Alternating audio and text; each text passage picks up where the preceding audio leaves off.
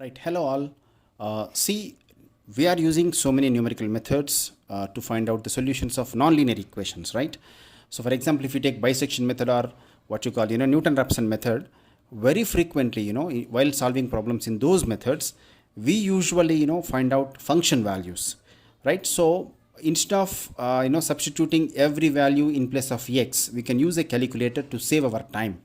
So, let me show you, for example, you see, if you look at this, here we are trying to solve this equation using bisection method. So when the function is this, the first thing what we need to do is we need to find out an interval. And this interval is such that you see if you calculate the function values at the end points, then they must be of opposite signs, isn't it? So we may not get the interval directly, right? We'll proceed in trial and error method. So in that case, we need to find out the function values at different numbers. So every time we cannot substitute x is equal to these numbers, you see. Not only here, after getting an interval, we'll find out one approximate solution. Even after getting this first approximation or second approximation, to check the next, to get the next interval, to calculate the next subsequent what you call different approximations, every time we need to calculate what you call the function values. So now let me show you how to calculate these function values using a calculator. See, this is the function I am using here, x cube minus 5x plus 1 is equals to 0. I am trying to define this function in your calculator here. Now see, to create a function in your calculator, you can see, as I told you already, above this closed bracket button you can find x here, right? Now you can use this x. So to use that x, you see here you have an alpha button. So click on this alpha button and then this closed bracket button, so that you see you will get x on this. And then to get x cube there, you see above this x square button you will have x cube. So to get that x cube, you need to click on this shift and then x square, so that you see how you got now x cube. Then see minus 5x 5, and then again use this alpha closed bracket, you will get x there, and then you have plus 1. Right? So now this is the equation, or this is the function you are trying to use in our further calculations. Now for this particular function, if you want to know if you want to calculate the function values, see, click on this calcs button.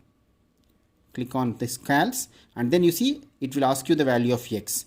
Now see, intuitively you can just take, let us say x is equals to 0. If you want to calculate what you call function value at 0, then click on this is equal to button.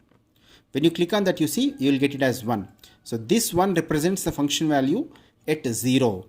Now see, it is positive. Next, let me calculate the function value at 1. Don't click on this equality button or so. Let it be as it is. Directly move on to this calcs button. Click on this calcs again. Again it will ask you the value of x, you see.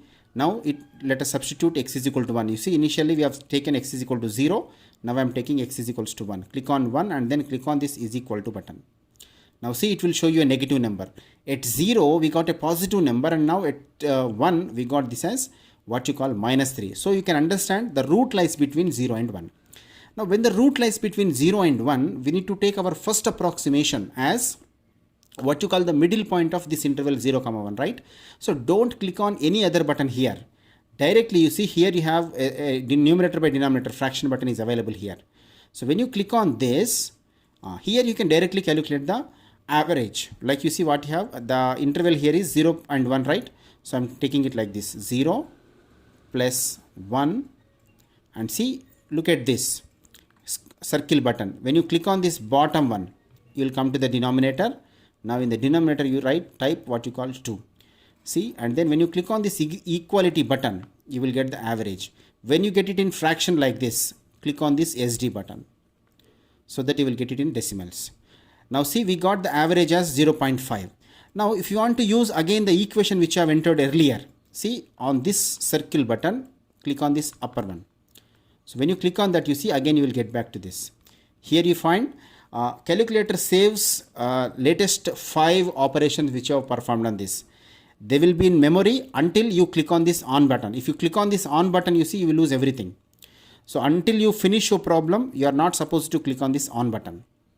Okay, that's how you can just enter a function, and then every time you can calculate. You see, if I click on this down, you will get the average. If I click on this upper button, the previous one, you will get this equation. Now when you find this equation on your screen, you can click on this calcs to calculate the next value. Let us say, as you can see here, we got the first approximation value as 0.5, and when you calculate the function value at 0.5, we got it as negative, you see, and then the next approximation we got it as 0.25. So if I want to calculate the function value at 0.25, now I can just enter this x as 0.25 and then click on this is equal to button. It will give you again, see, you got a fraction, you know, I'm clicking on this SD. So when I click on SD, I'll get them in decimals. So like this, every time you can use your calculator. Now after getting this, you see, click on this numerator, upper button. See, you will get this. Okay. So when you click on that, you see, you need to calculate the average then again. So whatever the numbers you have, you can just substitute them and then you will get the average. Right. See, while solving problems in, calculator, few important things you need to remember always. Sometimes you see, you may have a function of this kind. Look at this function carefully. It is log x with base 10. So when you have such a function, you need to use your calculator properly. See, there are two buttons in your calculator, you see, with the name LOG, LN. When it is log x base 10, you need to use this button LOG. When it is natural logarithm, log x with base E, you need to use this LN button. Right? So be careful in using these logarithmic functions. Right? Sometimes your equation may include some trigonometric functions like this, you see, sin x or cos x. When you have trigonometric functions, you must be very careful. In case if your equation involves any of the trigonometric functions, look at this calculator carefully. There is one line above this screen, in the top of this screen. See, here you can see R, right? This R represents you are in radians mode. Remember, when your equation involves trigonometric functions, see like this. If your equation involves trigonometric functions, remember your calculator always it must be in what you call radians mode, right? Sometimes usually it may be in degrees mode. You can just look at this carefully. I think, yeah. See, this is in radians mode, but besides this, you can observe in your calculator, you will find D and G also. So that is to say whether it is in degrees mode, or radians mode or gradients mode. So in case if your calculator is not in radians mode, see, this is how we need to do that. Click on this. First of all, let it be in computation mode. I'm just clicking on this mode and then I'm selecting 1, right? So now it is in computation mode. Now see, I'm clicking on shift then mode. Now see here, when I click on shift mode, I got these options. Look at this at fourth option, it is in radians mode. If you want it in degrees mode, you see at third option you will find degrees mode. Now see, I want my calculator in radians mode. So I just click on this 4. Now see, you will get R here on the screen. Now see, for example, if I want this in what you call degrees mode, I'll click on shift mode. Now see, I'll then select this third option. Now see, on the screen, you can find D now, right?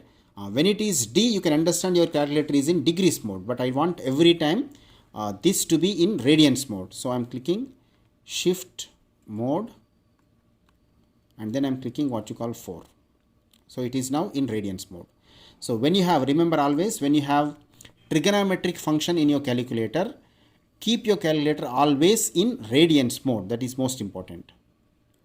Right. Moreover, see, while solving Newton-Raphson method, we always use this formula. You see, something like xi plus 1 is equals to xi minus f of xi divided by f dash of xi. Now within this formula, we simply substitute the values directly every time, right? So when we are solving a problem in Newton-Raphson method, always you need to create a function of this kind in your calculator, right? No need to substitute everything one after the other. We should not waste our time unnecessarily. We need to create a function in your calculator like this, and that can be used. See, it is right. Look at this question here. you are trying to solve this equation e power x minus 3x using Newton-Raphson method. So somehow you got some initial approximation, and look at this. See, he has substituted everything into the formula. So xi plus 1 is equals to xi minus f of xi divided by f dash of x. So now you see, look at this function carefully. We need to create a function of this kind, in your calculator. When you can create a function of this kind in your calculator, you can use that in calculating, further approximation. See what he has done in this textbook. He has substituted everything one after the other. See, absolutely waste of time. Instead of that, you see, you can create a function of this kind. Look at this function on the right side. It is x minus f of x divided by f dash of x, which is e power x minus 3x divided by e power x minus 3. Right? Let us create a function of this kind in our calculator. Right? See, here we are. Now we are trying to create a function, See, it should be like this. X minus some fraction, right? So I'm clicking on this alpha button. Alpha, and then this closed bracket button. So you'll get x there. Then minus, then see, have a fraction there, right? F of x by f dash of x. So I'm clicking on this, and now in the numerator you need to substitute f of x. So for the problem we had seen just before, we have e power x minus 3x as f of x. So to get e power x, you see here above this login button you have e power something row, So I'm clicking on this shift log ln. So I got e power there. Then in the power there, you see, to move on to the power, I'm just using this. In the power now, I'm just using this alpha closed bracket. So you see, I got e power x. Then I'm using this button to move to the next one. Then minus, you have 3x there. 3, then alpha x. See, I got x minus f of x there in the numerator.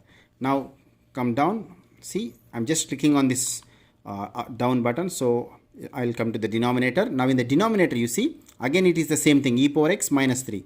So to get e power x, you see, we need to use this ln button. So it is shift ln. See, I got e, and then power x alpha, this closed bracket. Right, e power x. Then see, I'm just using this button to shift it down, and then minus 3 it is.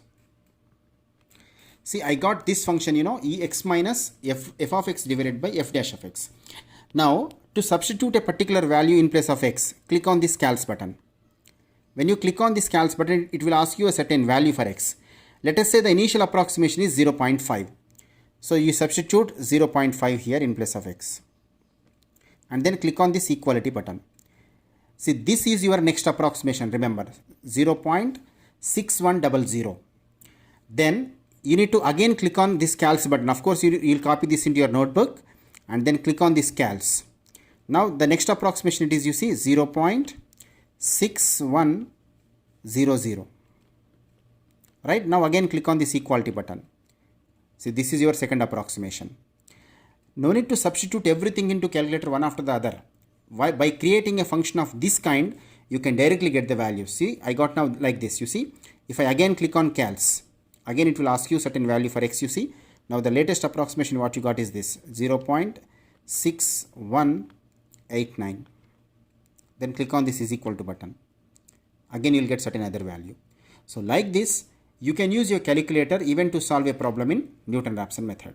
Thank you.